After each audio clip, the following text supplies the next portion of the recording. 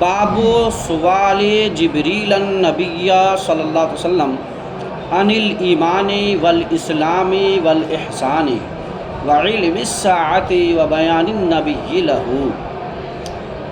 یہ باب ہے کہ حضرت جبریل امی کا نبی سے سوال کرنا ایمان کے تعلق سے، اسلام کے تعلق سے اور احسان کے تعلق سے، اور قیامت کے علم کے تعلق سے، اور نبی کا بیان فرمانا۔ ٹھیک ہے، مشکات شریف میں پہلی حدیث تو انما الاعمال بالنیات ہے، اور دوسری حدیث پاک یہی ہے حدیث جبریل، کچھ الفاظ کے اختلاف کے ساتھ۔ حضرت امام بخاری رحمۃ اللہ تعالی علیہ نے اسے کتاب الایمان میں ذکر فرمایا، یہ بتانے کے لیے کہ ایمان، اسلام، احسان یہ سب کیا ہے، ایک دوسرے کے مترادف ہیں، لیکن تشریحات و تعبیرات و توضیحات و تنقیحات میں کچھ فرق ہے، سمجھ گئے۔ اور ہمارے نزدیک اسلام یہ ایمان کا ثمرہ اور نتیجہ ہے۔ اسلام یعنی تصدیق قلبی جو ایمان ہے، اس کے ظہور کے اسباب میں سے ایک سبب جو ہے اسلام ہے۔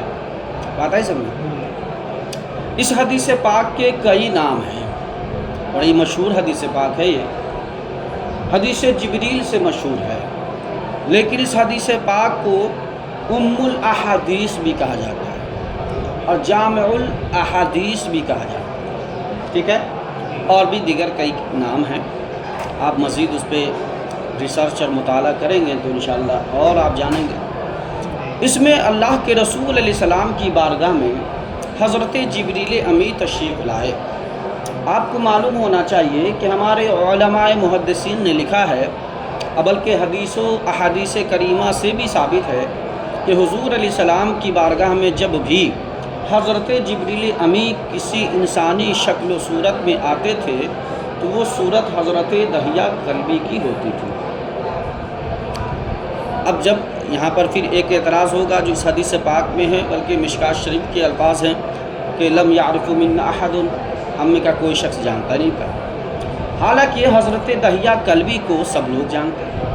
تو اب معترض یہ اعتراض کر رہا ہے کہ جب حضرت دحیہ کلبی کی صورت پر ہی حضرت جبریل امی اترتے تھے تو دحیہ کلبی کو تو سب پہچانتے ہیں، پھر کیسے کہہ رہے ہیں حضرت عمر فاروق، چونکہ راوی حضرت عمر فاروق ہے، پھر کیسے کہہ رہے ہیں حضرت عمر فاروق کہ ہم لوگ پہچان نہیں رہے تھے، کہ وہ مسافر کی علامت بھی اس میں نہیں تھی، اور ساتھ میں یہ بھی تھا کہ اگر ہمارے درمیان کا کوئی شخص ہوتا، یعنی ہمارے ارد گرد کے تعلقاتی کوئی شخص ہوتا تو ہم سب پہچانتے بھی، یعنی تو گویا اعتراض ہو رہا ہے۔ تو ہمارے محدثین علماء نے یہ جواب دیا کہ صاحب حضرت جبریل امی کی جو مشابہت ہے حضرت دحیہ کلبی سے، وہ من عن ہر اعتبار سے نہیں، بلکہ حسن اور خوبصورتی کے اعتبار سے، کہ سارے صحابہ میں سب سے زیادہ خوبصورت حسن و جمال کے پیکر حضرت دحیہ کلبی تھے۔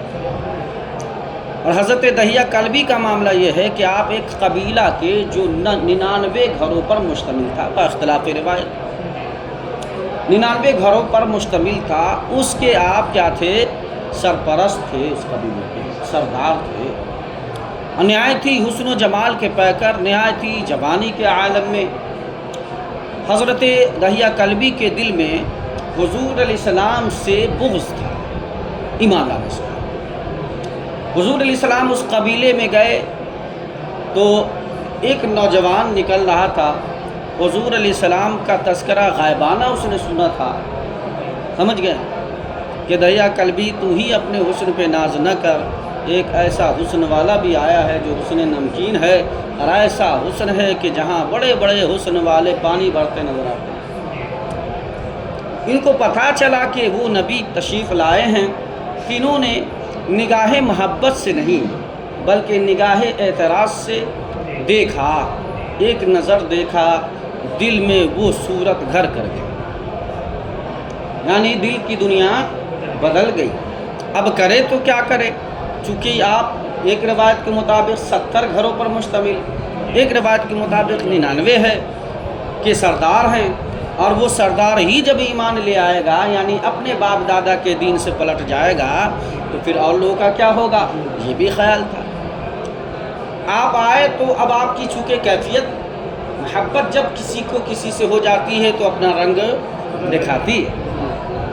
اب ان کو کھانا اچھا نہ لگے، پینا اچھا نہ لگے، ماں بھاگ بھاگ کر انہیں لے کر جاتی تھی ڈاکٹر کے پاس، جو اس وقت کے حکیم ہوتے تھے، اور ڈاکٹر کہتا تھا کہ میرے حساب سے تو کوئی مرض اسے نہیں ہے، لیکن پھر بھی کیوں کھانا پینا اچھا نہیں لگ رہا ہے نہیں؟ تو ماں نے کہا بیٹا کوئی ہے جس سے تو محبت کرتا ہے؟ کہا ایک صورت ہے جو ایک بار دیکھا اور اس صورت نے مجھے اس صورت میں پہنچا دیا۔ تو کہا بیٹا جب ایسی بات ہے تو ایمان لے آؤ۔ ہاں، ماں کے کہنے پر آپ پھر حضرت دہیہ کلبی مدینہ شریف تشریف لے گئے، اور وہاں جا کر حضور کی بارگاہ میں آپ نے اسلام قبول فرمایا، اور اس کے بعد جب بھی حضرت جبریل آئے تو حضرت دہیہ کلبی کے ہی صورت میں آئے۔ جواب یہ دیا گیا کہ حضرت دہیہ کلبی سے جو مشابہت دی جاتی ہے حضرت جبریل امی کی، یا حضرت جبریل امی کی جو مشابہت دی جاتی ہے حضرت دہیہ کلبی سے، وہ من کل الوجوہ کے بنیاد پر نہیں، حسن و جمال کے بنیاد پر، کہ جس طرح حسن و جمال کا پیکر حضرت دہیہ کلبی تھے، اسی طرح حسن و جمال کا پیکر بن کر حضرت جبریل امی تشریف لایا۔ یہ جواب ہے۔ حضور کی بارگاہ میں آئے، اور یہاں تو وہ الفاظ نہیں ہیں، لیکن مشکات شریف میں ہے، اور دیگر امام مسلم وغیرہ نے روایت کی ہے کہ حضور علیہ السلام کی بارگاہ میں تشریف لائے، ابھی تک صحابہ کو معلوم نہیں یہ کون ہے، آئے، اور آنے کے بعد اپنے گھٹنے کو حضور کے گھٹنے سے ملایا، اور پھر اپنے دونوں جانگ پر، ران مبارک پر اپنے دونوں ہتھیلی مبارک کو رکھا، اور اس کے بعد پوچھا حضور یا محمد، کیا کہا؟ اخبرنی عن الایمان، اے محمد آپ مجھے بتائیے کہ ایمان کیا ہے۔ یہاں پر یہ بھی اعتراض ہوتا ہے کہ اللہ رب العزت نے منع فرما دیا ہے، اے لوگو میرے نبی کو ایسے نہ پکارو، ان القابات کے ساتھ نہ پکارو جیسے کہ تم اپنے آپس میں لوگوں کو پکارتے ہو، اس لیے یا محمد کہنا حرام ہے۔ کیا ہے؟ یا محمد کہنا حرام ہے، یا محمد ابن عبداللہ کہنا بھی کیا ہے؟ حرام ہے، ٹھیک ہے نا؟ تو اب حضرت جبریل امی پکار رہے ہیں، تو جواب دیا گیا کہ ایک وجہ تو یہ ہے کہ حرمت سے پہلے کا واقعہ، جب آیت کریمہ اتری ہے نا حرمت والی، تو اس سے پہلے کا یہ واقعہ ہے، اور دوسری بات یہ ہے جو زیادہ صحیح ہے، زیادہ معتمد ہے، جس پر اعتماد کیا ہمارے علماء نے، کہ فرمایا کہ صاحب یہ انسانوں کو منع ہے، فرشتوں کو منع، انسانوں کو منع ہے، فرشتوں کو منع نہیں ہے۔ اب جب سوال ہوا کہ ایمان کیا ہے، تو حضور نے فرمایا ان تؤمن باللہ، کہ اللہ پر ایمان رکھو، ان کی کتابوں پر ایمان رکھو، ان کے فرشتوں پر ایمان رکھو، ان کے نبیوں پر ایمان رکھو، یوم آخرت پر ایمان رکھو، ہے نہیں، اور مرنے کے بعد اٹھنے پر، اور باش و نصب پر، اور تقدیر پر ایمان، ہے نہیں۔ پھر پوچھا کہ اسلام کیا ہے، تو کہا کہ اسلام یہ ہے کہ آپ نماز پڑھو، روزہ رکھو، زکوٰۃ دو، حج کرو، ہے نا، یہ ساری چیزیں 5 چیزیں۔ پھر حضور سے پوچھا کہ احسان کیا ہے، تو حضور علیہ السلام نے فرمایا کہ ان تعبد اللہ کأنک تراہ فإن لم تکن تراہ فإنہ، ٹھیک ہے، یہ تو مفہوم ہے۔ اب ہم جہاں جہاں اچھی اچھی باتیں ہوں گی میں بتاؤں گا انشاءاللہ۔ اب ترجمہ کرتے ہیں۔ بسم اللہ الرحمن الرحیم۔ باب سوال جبریل النبیہ، یہ باب ہے کہ حضرت جبریل امی کا سوال کرنا نبی کریم صلی اللہ علیہ وسلم سے، عن الایمان، ایمان کے تعلق سے، والاسلام، اور اسلام کے تعلق سے، والاحسان، اور احسان کے تعلق سے، وعلم الساعہ، اور قیامت کے تعلق سے، قیامت کے علم کے تعلق سے، وبیان النبی لہو، اور نبی کا بیان ان کے جواب میں۔ ثم قال جاء جبریل یعلمکم دینکم فجعل ذلک کلہ دینا۔ اچھا جی، امام بخاری کی یہ خصوصیت ہے کہ جو حدیث جس باب میں لائیں گے اس حدیث کے ایک ٹکڑے کو ترجمۃ الباب کے طور پر پیش کرتے ہیں۔ یہ شروع سے معاملہ آ رہا ہے، ٹھیک ہے نا۔ کہ پھر انہوں نے فرمایا، یعنی راوی نے فرمایا کہ حضرت جبریل امی تشریف لائے، نہیں پھر حضور نے فرمایا کہ حضرت جبریل امی آئے ہیں تمہیں تمہارا دین کو سکھانے کے لیے، تمہارے دین کو سکھانے کے لیے۔ فجعل ذلک کلہ دینا، تو حضور علیہ السلام نے تمام کو دین قرار دیا، اس تمام کو یعنی ایمان ہے، اسلام ہے، احسان ہے، اس سب کو کیا ہے؟ دین قرار دیا۔ ہم کہتے ہیں جی دین کے شعبہ میں سے ہے، دین کے شعبہ میں سے ہے، من عن دین کی نفس ہی نہیں ہے، دین کے شعبہ میں سے ہے۔ وما بین النبی صلی اللہ علیہ وسلم لوفد عبد القیس من الایمان، اور وہ جو نبی نے فرمایا، نبی نے واضح فرما دیا اب عبد القیس کے وفد کے لیے کہ وہ ایمان کا حصہ ہے۔ وقولہ تعالی، اور اللہ رب العزت کا قول ہے ومن یبتغی غیر الاسلام دینا فلن یقبل منہ، اور اللہ نے فرمایا کہ جو شخص اسلام کے علاوہ کوئی دین، دیکھ رہے ہیں، اسلام کے علاوہ کوئی دین ڈھونڈے تلاشے تو پھر اللہ رب العزت اس میں سے کچھ بھی قبول نہیں فرمائے گا۔ تو گویا اسلام اور دین دونوں کیا ہے؟ برابر ہے۔ ہمارے نزدیک یہ ہے کہ اسلام کا لغوی معنی انقیاد ہے، جھک جانا، اور انقیاد دو طرح کے ہوتے ہیں، ایک انقیاد ظاہر ہے اور انقیاد باطن ہے۔ یہاں پر انقیاد جو دین بتایا ہے وہ انقیاد باطن ہے، یعنی تصدیق ہے، جو ایک دم ہم معنی ہے ایمان کا۔ اور جہاں پر حضور جو آگے تشریح کریں گے اسلام کے بارے میں پوچھا جائے گا، وہاں پر انقیاد ظاہر ہے۔ کیا ہے؟ انقیاد ظاہر ہے، جو ثمرہ ہے، نتیجہ ہے، پھل ہے ایمان کا۔ حدثنا مسدد قال حدثنا اسماعیل بن ابراہیم اخبرنا ابو حیان التیمی عن ابی زرعہ عن ابی ہریرہ قال کان النبی صلی اللہ علیہ وسلم۔ اچھا، یہاں پر تو حضرت ابو ہریرہ راوی اور دیگر جو بھی ان کے علاوہ جو حدیث کی کتابوں میں جو حدیث مروی ہے اس میں حضرت عمر راوی ہیں۔ کون راوی ہیں؟ حضرت عمر۔ اب ظاہر سی بات ہے یہاں پر اپنے اپنی شرائط پر اترنے کی بات ہے، نہیں سمجھے؟ اب ان کی شرائط پر یہ حدیث پاک حضرت ابو ہریرہ والی اتری ہے تو انہوں نے نقل فرما دیا، اور امام مسلم اور امام جو ہے خطیب تبریزی یا دیگر جو ائمہ ہیں انہوں نے حضرت عمر سے روایت کی، اس لیے کہ ان کے شرائط پر وہ حدیث ہوتی، لیکن مضمون حدیث میں کوئی فرق نہیں ہے، تھوڑا بہت کا الفاظ کا صرف اختلاف ہے۔ ان ابی ہریرہ قال، حضور علیہ السلام نے فرمایا، حضرت ابو ہریرہ نے فرمایا کان النبی صلی اللہ علیہ وسلم بارزا یوما للناس، کہ حضور علیہ السلام ایک دن لوگوں کے لیے باہر تشریف لائے، ٹھیک ہے۔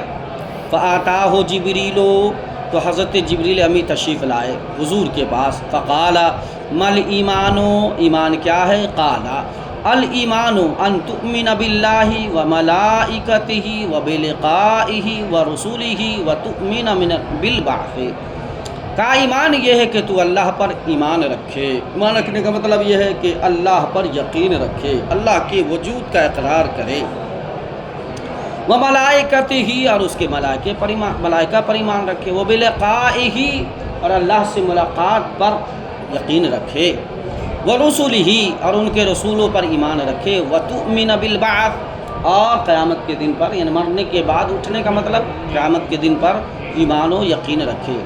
قال مل اسلام، قال الاسلام ان تعبد اللہ ولا تشرک بہ وتقیم الصلاۃ۔ دیکھیے ایک الفاظ اس میں بڑھے ہوئے ہیں، اسلام یہ ہے کہ تو اللہ کی عبادت کرے اور اس کے ساتھ شریک نہ کرے، حالانکہ یہ حصہ کس کا ہے؟ ایمان کا ہے، اس کا ہے، ایمان کا ہے۔ یہی محل استشہاد ہے حضرت امام بخاری کا کہ اسلام اور ایمان دونوں کیا ہے؟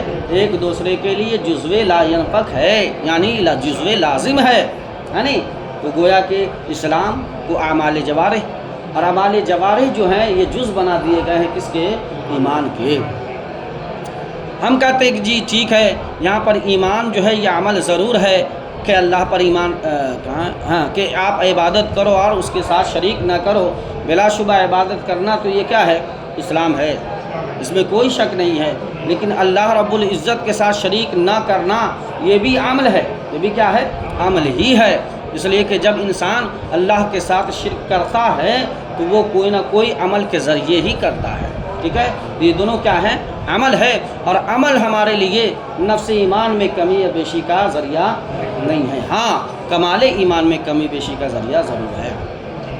وَتُقِيمَ الصَّلَاةَ، اور نماز قائم کریں، وَتُؤَدِّيَ الزَّكَاةَ الْمَفْرُوضَةَ، اور فرض زکوٰۃ کو ادا کرو۔ فرض کیوں لگا دیا؟ چونکہ زکوٰۃ تو فرض ہی ہے، کہا نہیں۔ زکوٰۃ کا جو لغوی معنی ہے پاک کرنا، زکوٰۃ کا لغوی معنی کیا ہے؟ پاک کرنا۔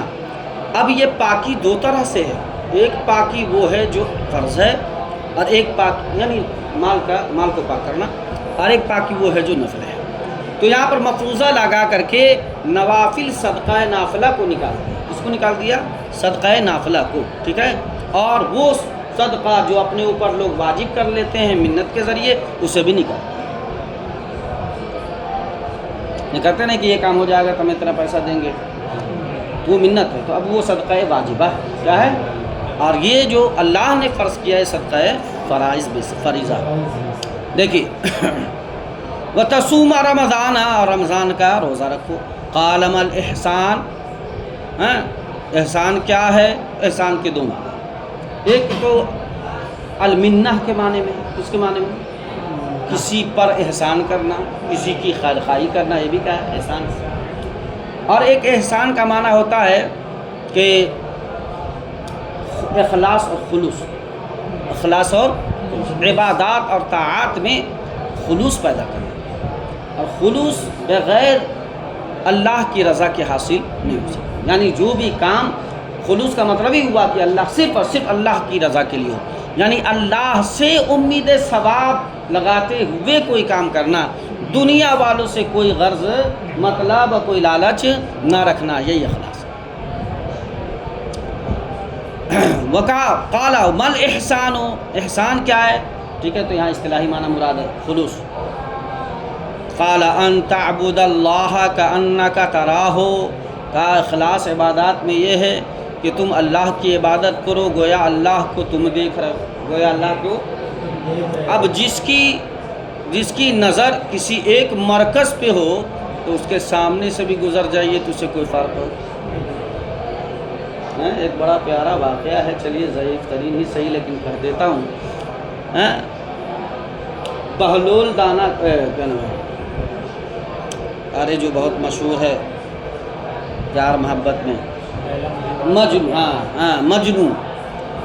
مجنو جو ہے، ایک شخص نماز پڑھ رہا تھا اور مجنو وہاں سے بار بار کہ اس لیے کہ لیلا کے گھر کی کھڑکی ادھری تھی، اور مجنو بار بار اس کے سامنے سے گزر رہا تھا، سمجھ گئے؟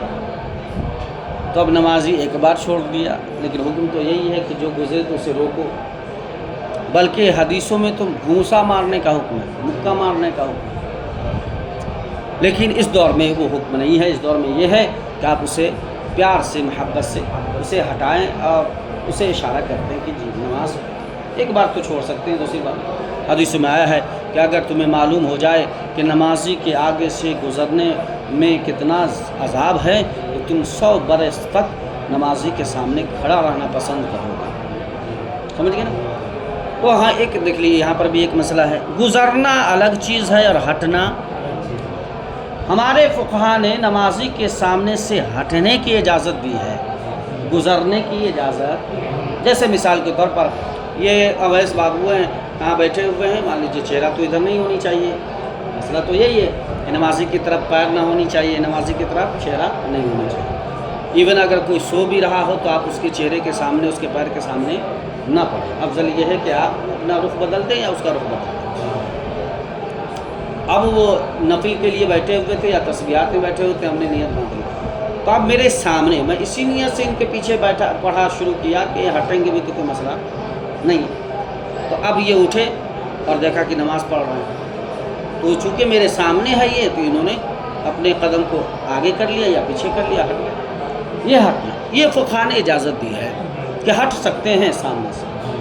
اب مثال کے طور پر توصیف بابو میں سیدھے سامنے ہوں اور یہ مجھے میرے بائیں طرف ہے، آپ میرے دائیں طرف ہیں، میں آپ دونوں کے بیچ میں نماز پڑھ رہا ہوں، اب آپ توصیف بابو گزر کے آپ کے پاس چلا جائے یا آپ گزر کے توصیف بابو کے پاس چلے جائے، تو یہ ہے گزرنا، اس سے منع کیا حدیثوں میں ٹھیک ہے، اور ہمارے فقہ نے، لیکن ہٹنے سے منع نہیں کیا، ٹھیک ہے نا۔ تو اللہ کی عبادت اس طرح کرو جیسا کہ گویا کہ تم خدا کو دیکھ رہے ہو۔ تو اس مجنون نے کہا کہ تم کس کی چکر میں ہو، یعنی تم کس کی عبادت کر رہے ہو، کس کے دیوانے ہو؟ کہا اللہ کے۔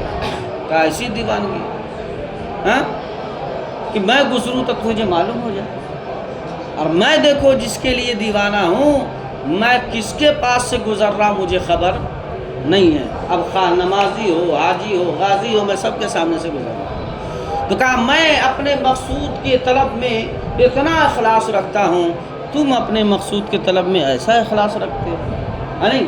تو کہا کہ تم اللہ کی عبادت اس طرح کرو گویا کہ تم اللہ کو دیکھو۔ یہاں سے دو مسئلہ ہے۔ پہلا مسئلہ تو یہ ہے کہ ان ظاہری آنکھوں سے آپ خدا کا دیدار دنیا میں نہیں کر سکتے، ممکن ہے لیکن یہ محال کے درجے میں ہے، امکان ہے، یعنی ممکن اگر نہ ہو تو حضور بھی تو بشر ہیں، تو حضور نے دیکھا نا، ہاں پوری ایک آیت، پوری ایک سورہ ہے، سورہ نجم، اب دیکھیے اٹھا، ٹھیک ہے نا۔ تو اللہ کا دیدار ممکن ہے دنیا میں، لیکن اس کا وقوع صرف ایک فرد کے لیے ہوا، وہ ہے فرد قابل محمد رسول اللہ، باقی اور کسی کے لیے نہیں ہے، بلکہ ناممکن ہے، محال نہیں کہیں گے، ورنہ تو پھر محال کا ایک فرد بھی موجود نہیں ہوتا ہے۔ اور یہاں کیا ہے، حضور علیہ السلام کے لیے ثابت ہے، علماء اہل سنت کا اس پر اتفاق ہے کہ حضور علیہ السلام نے ان ظاہری آنکھوں سے شب معراج میں اللہ کا دیدار فرمایا ہے، ٹھیک ہے۔ اچھا جی، تو یہاں پہ مراد کیا ہے؟ یہاں پہ اللہ کے جلووں کو دیکھنا، اللہ کے انوار و تجلیات، یا اللہ کے فیوز و کرم کی برسات کو دیکھ لینا، جیسے کہ حضرت اماں عائشہ نے دیکھا۔ یہ واقعہ بہت مشہور ہے جی، ہیں صحیح ستہ میں حضور علیہ السلام تشریف لا رہے تھے، اماں عائشہ اپنے گھر میں تھی، ہم سب کی ماں ہے، مومنوں کی ماں ہے، اپنے گھر میں تھی، اور گھر میں اجازت ہے جیسے بھی رہے، گھر میں اجازت ہے نا، چونکہ سب کیا ہوتے ہیں، محرمات میں سے ہوتے ہیں، گھر میں اجازت ہے جس طرح چاہے رہے، اور وہ تو ہماری ماں ہے۔ تو جیسے ہی حضور علیہ السلام کو دیکھا تو حضرت اماں عائشہ نے کپڑا اٹھایا، اپنے سر پہ لیا، شوہر کی رسپیکٹ میں، کس کی رسپیکٹ میں؟ ہاں، ہے نہیں؟ دیکھا کہ بارش بڑی تیز ہو رہی ہے، اور حضور علیہ السلام تشریف لا رہے ہیں بارش میں، حضور تو بھیگ گئے ہوں گے۔ حضور تشریف لائے حضرت اماں عائشہ کی حجرے میں، تو حضرت اماں عائشہ نے بدن چھوا، کہا اتنی تیز بارش میں آنے کی کیا ضرورت ہے؟ ارے بھائی ان کے شوہر ہیں، وہ جس طرح بھی کہیں، ہے نہیں، ابھی شوہر اور بیوی کا معاملہ ہے، سمجھ گئے نا۔ تو حضور نے فرمایا کون سی بارش، میرا بدن بھیگا ہے، کیا کروں؟ کہا میں تو دیکھی بارش۔ تو حضور نے فرمایا تیرے سر پہ کیا ہے؟ تیرے سر پہ کیا؟ کہا حضور یہ کپڑا ہے، آپ ہی کا کپڑا ہے حضور، آپ آ رہے تھے تو میں فوراً اپنے سر پہ رکھ لیا۔ حضور نے فرمایا کہ وہ بارش جو تم دیکھی ہو وہ عام بارش نہیں ہے، بلکہ وہ بارش خداوندی ہے، وہ رحمت کی برسات ہے، وہ اللہ کے فیض و کرم کی برسات ہے جو ہر لمحہ مجھ پہ نازل ہوتی رہتی ہے۔ بات ہے سمجھے نا؟ تو یہاں پہ حضرت اماں عائشہ نے کیا دیکھا؟ اللہ کے فیض و کرم کی برسات کو دیکھا، ٹھیک ہے نا۔ تو یہاں مراد ہے کہ آپ اللہ کی عبادت میں اس طرح گم ہو جاؤ کہ اللہ کے انوار و تجلیات میں کھو جاؤ، کیا ہو جاؤ؟ کھو جاؤ، ٹھیک ہے نا۔ اچھا جی، پھر فرمایا، اب جیسے مثال کے طور پر حضرت سلیمان، کون؟ حضرت سلیمان، انہوں نے ہی نا بیت المقدس کی تعمیر کروائی تھی، اور جنات لوگ بیت المقدس کی تعمیر کر رہے تھے، ہے نہیں؟ کیوں؟ اس لیے کہ حضرت سلیمان کو اللہ رب العزت نے بطور معجزہ یہ بھی عطا فرمایا کہ تمام مخلوق آپ کی مطیع و فرما بردار رہی، تمام، حتیٰ کہ پانی میں مچھلیاں بھی، حتیٰ کہ جنات بھی، حتیٰ کہ ہوائیں بھی، نہیں سمجھے؟ تو آپ نے کہا بیت المقدس کی تعمیر کرنی ہے، آپ کھڑے ہو گئے ڈنڈا لے کے، کیا لے کر کھڑے ہو گئے؟ ڈنڈا لے کے کھڑے. اور اسی دوران حضرت سلیمان کی وفات ہو گئی، اور 100 سال تک، کتنے سال تک؟ 100 سال تک ڈنڈے پہ کھڑے رہے، ایک روایت میں، اور ایک روایت کے مطابق 40 دن تک ڈنڈے پہ کھڑے رہے. اللہ نے دیمک کو حکم دیا، اس کو دیمک کی پیدائش اسی سے، دیمک کو حکم دیا، اور ادھر جنات جو ہے دیکھ رہا کہ حضرت سلیمان تو دیکھیے رہے ہیں، تو رات دن کام شروع. کیوں؟ اس لیے کہ جنات دیکھ رہا تھا کہ حضرت سلیمان مجھے دیکھ رہے ہیں، نہیں، اور رات دن جب حضرت سلیمان مالک کھڑے ہیں تو پھر مزدور کو چھٹی کیسے ملے گی؟ تو رات و دن وہ محنت کر رہے تھے، سمجھ گئے. اور جب بیت المقدس کی تعمیر مکمل ہو گئی، اللہ کے رسول، اللہ نے دیمک کو حکم دیا کہ تم اب کیا کرو، چاٹنا شروع کرو. جب حضرت سلیمان زمین پر تشریف لائے تو جنات نے کہا ہائے مولا، ان کا انتقال تو 40 دن پہلے یا 1 سال، 100 برس نہیں، 1 سال، شاید 1 سال، 100 برس میں زیادہ کہہ دیا، 1 سال یا 40 دن پہلے جو ہے انتقال ہو گیا. چونکہ دیمک بھی بتا اتنی جلدی تو دیمک لگتی نہیں ہے، نہیں سمجھے. تو وہاں کیوں محنت کر رہے تھے وہ؟ کہا جب بھی تم اللہ کی عبادت کے لیے کھڑے ہو تو گویا کہ تم اس طرح عبادت کرو کہ خدا تجھے دیکھے. ایسے جیسے مثال کے طور پر اللہ کے جلووں میں کیسے گم ہونا، یہ تو ہم نے اس کا بتا دیا، دوسرے ٹکڑے کا تو مالک دیکھا ہے نہیں. اب یہ مثال لے لیجئے کہ اللہ کے جلووں کو آپ دیکھ رہے ہیں کیسے. حضرت یوسف ہیں حسن و جمال کے پیکر، نبی نے فرمایا کہ میں حسن صبیح والا ہوں، حسن نمکین والا ہوں، اور میرا بھائی یوسف و اخی یوسف اصبح حسن صبیح. حسن نمکین حسن صبیح میں فرق یہ ہے، حسن صبیح بولتے میٹھے حسن والے کو، ایسا حسن جسے دیکھے تو تڑپ کے رہ جائے. کیا حسن اللہ نے دیا ہے، یہ حسن صبیح ہے، یعنی میٹھا حسن ہے. اور حسن نمکین جو حضور علیہ السلام کو دیا، یہ حسن صبیح سے زیادہ پاور رکھتا ہے.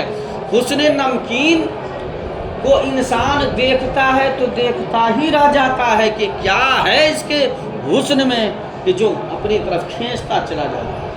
نہیں سمجھے. حضرت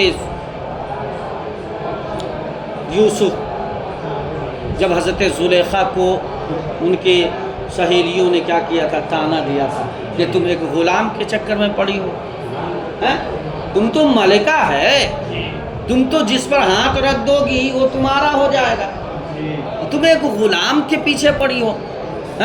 تو حضرت زلیخا سلام اللہ علیہا نے جواب دیا کہ سنو، تم شاید کہ حضرت یوسف کے حسن کو نہیں دیکھے. اگر تم قرآن میں منشن ہے، اگر تم دیکھ لو گی تو لقطعنا ایدیہن، کہ تم اپنے ہاتھوں کو کاٹ لو. اچھا حضرت زلیخا نے پہلے بتا دیا، کہا اچھا ٹھیک ہے ٹرائی کر لیں گے. ٹرائی کرنا میں کہا ٹھیک ہے کوئی بات نہیں ہے. ٹائم مقرر فرمایا. حضرت یوسف سے چونکہ آپ غلام اس وقت تھے، لیکن اس غلامی پر ہم سب کی آزادی قربان. حضرت یوسف سے کہا ملکہ زلیخا نے کہ تمہیں اتنے وقت میں تمہیں نکلنا ہے. ساری عورتوں کو چاقو اور پھل دے دیا، پھل میں اختلاف ہے، پھل دے دیا اور کہا دیکھو جیسے ہی حضرت یوسف نکلے تو تم اس پھل کو کاٹنا شروع کر دینا. اللہ کی شان یہ ہوئی کہ حضرت یوسف جب نکلے نا تو عورتیں چھری سے اپنی انگلیاں کاٹ لی. کیا کر لی؟ کیوں کاٹ لی؟ اور احساس بھی نہیں ہوا. کیوں؟ اس لیے کہ وہ حضرت یوسف کے حسن و جمال میں گم تھی، اور اس طرح گم ہو گئی کہ انگلیاں کٹ گئی، پتہ نہیں چلا. حسن یوسف پہ کٹی مصر میں انگشت زنا، سر کٹاتے ہیں تیرے نام پر مردان عرب. حضور اعلیٰ حضرت نے فرمایا وہ تو حسن یوسف تھا کہ جس کو دیکھ کر کے عورتیں انگلیاں کاٹ لے رہی تھی. وہاں کی عورتیں تھیں اور انگلیاں تھیں. حضور آپ کو ایسا حسن دیا گیا ہے کہ وہاں مصر کی عورتیں اپنی انگلیاں کاٹ رہی ہیں، اور یہاں پر حضور آپ کے حسن کو دیکھ کر مکہ کے بڑے بڑے سردار اپنی گردن سب میں لے کے کھڑے ہیں آپ کے حسن پر لٹانے کے لیے. بتا سمجھنا. تو وہاں جو ہے اس وجہ سے انگلیاں کاٹنے کے بعد بھی احساس نہیں ہوا کہ وہ حضرت یوسف کے حسن میں کیا ہے، گم ہو گئی تھی. گم ہو گئی تھی ساری عورتیں. تو اس لیے حضور علیہ السلام نے فرمایا کہ تم رب کی عبادت اس طرح کرو جیسا کہ تم خدا کے جلووں کو دیکھ رہے ہو. حضرت علی کرم اللہ وجہ الکریم کہ جب پاؤں مبارک میں تیر لگ گیا اور ڈاکٹروں نے نکالنے کی کوشش کی، اس دور کے جو حکیم تھے نکالنے کی کوشش کی تو آپ تڑپ اٹھتے تھے درد سے. تو کہا کہ ایک صورت ہے کہ ایسا کرو، میں نماز کے لیے نیت باندھ لیتا ہوں. کیا کر لیتا ہوں؟ نماز کے لیے نیت باندھ لیتا ہوں، اور پھر جب میں نماز کے لیے نیت باندھ لوں تو تم مجھے شہید بھی کر دو گے تو مجھے احساس نہیں ہوگا. کیوں؟ حضرت علی خدا کے جلووں میں گم ہو جایا کرتے تھے. وہی ہوا، نماز کی نیت جیسے باندھی اور ادھر تیر بآسانی نکال لی گئی اور حضرت علی کو ذرہ برابر بھی کوئی فرق اور درد کا احساس نہیں ہوا. یہ ہے کہ اللہ کے جلووں میں اس طرح گم ہو جانا کہ آپ اللہ کو گویا دیکھ رہے ہو. کاننا کہا ہے، نہیں سمجھے؟ گویا کہ آپ خدا کو دیکھ، مطلب خدا کے جلووں میں آپ گم ہیں. دیکھیے بسم اللہ آگے چلیے. ان تعبد اللہ ولا ان تعبد اللہ کأنک تراہ، کہ آپ تم اللہ کی عبادت اس طرح کرو گے یا تم خدا کو دیکھ رہے ہو. اور فإن لم تکن تراہ فإنہ یراک، اور اگر تم اس درجے اور اس مقام تک نہیں پہنچ پاؤ کہ اللہ کے جلووں میں گم ہو جاؤ تو کم سے کم اتنا خوف رکھو کہ خدا تجھے دیکھ رہا ہے. خدا تجھے دیکھ رہا ہے. اس کی مثال وہ سیٹ کر لیجئے گا کہ جنات دیکھ رہا تھا کہ میرا مالک حضرت سلیمان دیکھ، ٹھیک ہے نا. قال متی الساعۃ، پھر حضرت جبریل نے سوال کیا حضور قیامت کب آئے گی؟ ٹھیک ہے. قال مل مسئول عنہا بأعلم من السائل، کہا کہ جس کے بارے میں سوال کیا جا رہا ہے اور جس سے سوال کیا جا رہا ہے وہ سوال کرنے والے سے زیادہ جانتا نہیں ہے. اعلم کہا، کیا کہا؟ اعلم کہا. اور جہاں پر ایک قاعدہ ہے کہ جہاں اس میں تفضیل کی نفی ہوتی ہے تو وہاں صرف زیادتی کی نفی مراد ہوتی ہے، نفس علم نفس شے کی نفی مراد نہیں ہوتی ہے. مثال کے طور پر میں یہ کہوں کہ توصیف سے زیادہ سخی، توصیف سے زیادہ سخی اویس ہے، توصیف سے زیادہ سخی اویس ہے، ٹھیک ہے نا. تو اب اس یہاں کیا ہوگا؟ ذاتی ثبوت ہے. اور میں یہ کہوں کہ توصیف سے زیادہ سخی اویس نہیں ہے تو مطلب کیا ہے کہ اویس بھی سخی ہے، توصیف بھی سخی ہے، لیکن ذاتی میں اویس سے زیادہ کون ہے؟ توصیف ہے. بات یہاں ذاتی کی نفی ہے. تو اب جو لوگ اعتراض کرتے ہیں کہ جی حضور علیہ السلام کو قیامت کا علم نہیں ہے، غلط ہے، قاعدہ قانون کے خلاف ہے. حضور علیہ السلام کے تعلق سے جب پوچھا گیا کہ حضور قیامت کے بارے میں بتائیں، اور حضور نے فرمایا کہ جی سوال کرنے والے سے زیادہ میں جانتا نہیں ہوں. مطلب یہ ہے کہ جتنا علم اللہ نے اے جبریل امی آپ کو دیا ہے اتنا ہی علم میرے پاس ہے، جتنا علم آپ کو دیا ہے اتنا ہی میرے پاس ہے. اور دوسری بات یہ ہے کہ اس چیز کا علم، قیامت نہیں، قیامت کا علم تو ہے ہی ہے میرے پاس، اس چیز کا علم کہ اللہ کے راز میں سے ایک راز ہے اس کو افشا کرنے نہ کرنے کا علم آپ کو بھی دیا گیا ہے. اسی چیز کے نہ کرنے کا یعنی افشا نہ کرنے کا علم مجھے بھی دیا ہے. یہاں پر قیامت کی بھی کے علم کی بھی نفی نہیں ہے بلکہ اس قیامت کے علم کے اظہار کی نفی ہے. یا جبریل امی آپ کو بھی حکم ہے کہ قیامت کے وقت کا اظہار آپ بھی نہ کریں گے اور قیامت کے وقت کا اظہار میں بھی نہ کروں گا. دو مفہوم ہے، ٹھیک ہے. وَسَأُخْبِرُكَ کا ورنہ تو پھر کیسا معاملہ ہے صاحب کہ قیامت کے بارے میں علم نہیں ہے، قیامت کے تعلق سے علم نہیں ہے اور قیامت کی نشانیاں بتائی جا رہی ہیں. اب جیسے مثال کے طور پر یہ خطبات محرم ہے اور جو ہے یہ ثاقب بابو آیا کہا کہ حضرت مفتی صاحب قبلہ وہ خطبات محرم جو ہے نا میری کتاب گم ہو گئی. تو میں کہوں گا کہ کیسی تھی؟ یہ کہیں گے حضرت کور جو ہے پیلا تھا، مصنف اس کے فلاں تھے، اتنی صفحوں پر مشتمل ہے. حضور سائز 18 اور جو ہے 26 ہے. تو میں سمجھوں گا کہ اس کا مطلب یہ ہے کہ واقعی اس کی کتاب تھی، کتاب ہے تبھی تو پہچان رہا، تبھی تو نشانیاں بتا رہا. اور یہ آئے کہا کہ حضور میری ایک کتاب گم ہو گئی. میں کون کتاب تو نہیں معلوم، بھائی نشانی کیا ہے تو نہیں معلوم، نہیں سمجھے؟ تو اب سمجھ میں آئے گا کہ اس کی کتاب نہیں ہے. جو کتاب رہتی تو اسے معلوم ہوتا کہ کون سی کتاب گم ہوئی ہے، اسے معلوم ہوتا کتاب کیسی ہے، نہیں سمجھے؟ حضور علیہ السلام نے یہاں پر قیامت کی نشانیاں بتائی ہے، قیامت کی علامتیں بتائی ہے. اور قیامت کی علامتوں کو بتانا اس بات کی دلیل ہے کہ حضور علیہ السلام کو عین شے قیامت کا علم ہے. عین شے قیامت کا علم ہے۔ دیکھیے سأخبرک عن اشراطها، اور میں عنقریب تجھے ان کی علامتوں اور ان کی شرائط کو خبر دوں گا۔ کہا اذا ولدت الامۃ ربها، کہا اس کی قیامت کی نشانیوں میں سے ایک نشانی یہ ہے کہ جب باندھی اپنے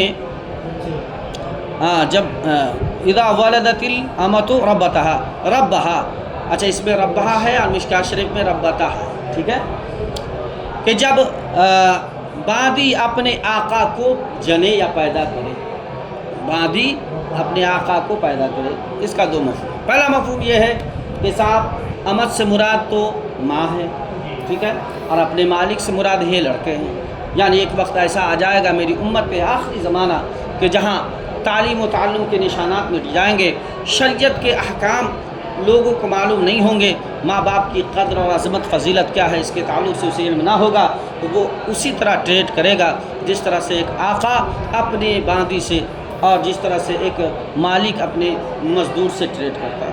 ایک تو معاملہ یہ کہ جو ظاہر ہے لوگ دیکھ ہی رہے ہیں کہ لوگ آج ماؤں کے حالات کیا بنا دیں، سمجھ گئے نا، یعنی گھر میں دائی اور بائی بنا دیں، صرف کام کرنے والی بات سمجھے نا۔ اور ایک مفہوم یہ ہے کہ جو باپ کی موتوا، باپ کی جو باندیاں تھیں، باپ کے مرنے کے بعد وراثت میں وہ باندیاں کہاں آئیں گی؟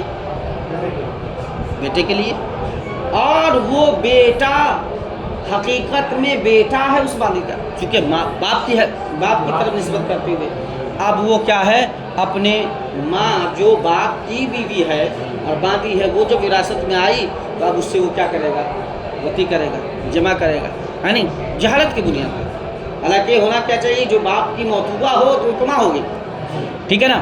تو ایک مفہوم یہ ہے کہ باپ کی چھوڑی ہوئی باندیاں اس کا مالک کون ہو جائے گا، بیٹا، حالانکہ وہ کیا ہے، یہ دو مفہوم ہے اور دونوں صحیح ہے، دونوں کیا ہے، دونوں درست ہے، ٹھیک ہے نا۔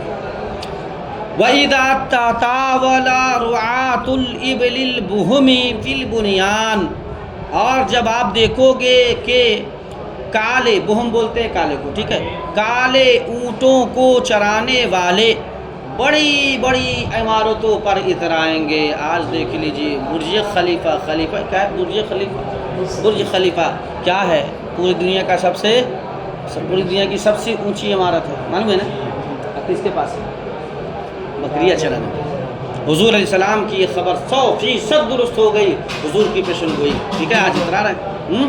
اور پھر اپنے علاقے، اپنے گھر، اپنے دوار، اپنے محلے ٹولے کو بھی دیکھ لیجئے کہ کل جس کے پاؤں ننگے تھے، جس کے بدن ننگے تھے، جسے کھانے کے لالے تھے، جو آپ کے دروازے پر اللہ کے فضل سے اللہ نے آپ کو بحیثیت بنایا، تو آپ کے دروازے پر لوگ کھڑے رہتے تھے، آج ان کی اولادیں دیکھیے بڑی بڑی بلڈنگوں میں اترا رہے ہیں، سمجھ گئے نا، اور عیش و عشرت کی زندگی ہے۔ یہ سب کیا ہے، قیامت کی نشانی، جو حضور نے فرمائی زمین اپنی جگہ سے کھسک سکتی ہے، پہاڑ اپنی جگہ سے ہل سکتا ہے، زمین و آسمان کے قلابے ایک مل سکتے ہیں، یہ تو ممکن ہے، لیکن حضور کی بات بدل جائے ممکن نہیں۔ ثم تعالی النبی صلی اللہ علیہ وسلم ان اللہ عنده علم الساعہ، پھر حضور علیہ السلام نے یہ آیت کریمہ تلاوت کی، ان اللہ عنده علم الساعہ، کہ اللہ ہی کے پاس ہے قیامت کا علم، ہے نہیں۔